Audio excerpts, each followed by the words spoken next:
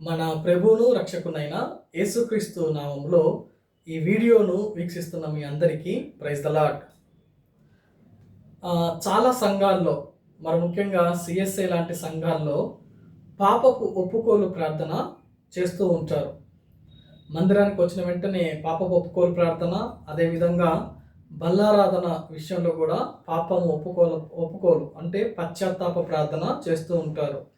ఏంటి ఈ యొక్క ప్రార్థన, లేకపోతే ఎందుకు చేస్తారు అని గమనించినట్లయితే, ఒక వ్యక్తి నిజముగా దేవుణ్ణి తెలుసుకున్న తర్వాత, అంటే విశ్వాసం ద్వారా యేసుక్రీస్తు ప్రభువారు నా కొరకు సిలువలో రక్తం కార్చి ప్రాణం పెట్టి తిరిగి లేచారు అని ఎవరైతే విశ్వసిస్తారో అది రక్షణకు దారితీస్తుంది. అలా రక్షించబడిన వ్యక్తి ఎంతగానో దేవుని యొక్క ఆత్మచేత నింపబడి మారు మనస్సు పొందుకొని బాప్తిసం తీసుకుంటాడు.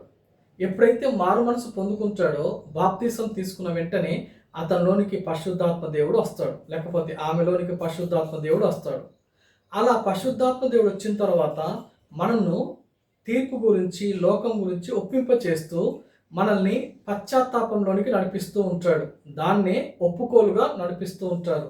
సాధారణంగా ఈ ఒప్పుకోలు ప్రార్థన జనరల్గా నార్మల్ అయిపోతూ ఉంది. కానీ నిజానికి పాపపు ఒప్పుకోలు ప్రార్థన మనము ఎప్పుడు చేయాలి అంటే, ఎప్పుడైతే మనము తెలుసుకుంటామో, మన పాపం తెలుసుకుంటామో, ఆ పాపాన్ని ఒప్పుకోవడానికి చేసే ప్రార్థనే పాపపు ఒప్పుకోలు ప్రార్థన. కానీ చాలాసార్లు మనము నార్మల్గా ప్రతి ఆదివారము జనరల్గా పాస్టర్ లేకపోతే అక్కడ ఉంటున్న దైవసేవకులు చెప్తున్న ఆ మాటల్ని మనము వల్ల వేస్తున్నట్లు, లేకపోతే మైక్లో చెప్పేవాళ్ళు కూడా ఏదో వల్ల వేస్తున్నట్టు చెప్తుంటూ ఉంటాం చాలాసార్లు మనం. కానీ నిజానికి అది మనల్ని టెస్ట్ చేసుకుంటూ ఉండే ప్రార్థన. దాన్నే పాపపు ఒప్పుకోలు ప్రార్థన.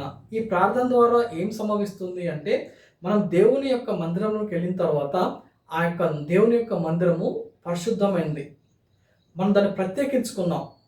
ఎక్కడైతే ప్రత్యేకించుకుంటామో అది పరిశుద్ధంగానే ఉంటుంది. అంటే మందిరం ఒకటే అంటే కాదా, ఇంట్లో కూడా మనం పరిశుద్ధపరచుకోవచ్చు మన యొక్క స్థలాన్ని. అయితే చాలామంది కూడుకునే ప్రదేశం కాబట్టి, ఒక మందిరంగా మనం కట్టుకున్నాం కాబట్టి అది ఒక పరిశుద్ధమైన స్థలం. అందులో యేసయ్య ఉంచాడు. ఆయన దేవదూతలు సంచరిస్తూ ఉంటారు. మనం పాటలు పాడుతూ ఉంటాం, స్తుతులు చెల్లిస్తూ ఉంటాం, వాక్య ఆరాధన జరుగుతూ ఉంటుంది. కాబట్టి అక్కడ అంతా పరిశుద్ధంగా ఉంటుంది. కాబట్టి పాపమైన మనము ఆ పరిశుద్ధ స్థలంలోకి వెళ్ళిన తర్వాత మొదటిగా మనం ఏం చేయాల్సిన పని ఏంటంటే పాపపు ఒప్పుకోలు. అదేవిధంగా ఆయన రక్తాన్ని, ఆయన శరీరాన్ని తీసుకుంటున్నాం అంటే బల్లారాధన తీసుకునే సమయంలో కూడా తిరిగి మరొకసారి మనల్ని మనము ఒప్పింప చేసుకుంటాం, ఇంకా ఏమైనా తప్పులు ఉంటే క్షమించమని. ఇది నిజమైన విశ్వాసానికి, నిజమైన మారు మనస్సుకి ఒక గుర్తు. ఈ విధంగా చేసినప్పుడు దేవునితో మన మధ్యలో ఉన్న ఆ యొక్క బాండేజ్, లేకపోతే ఆ సంబంధం అనేది మెరుగుపరచబడుతుంది.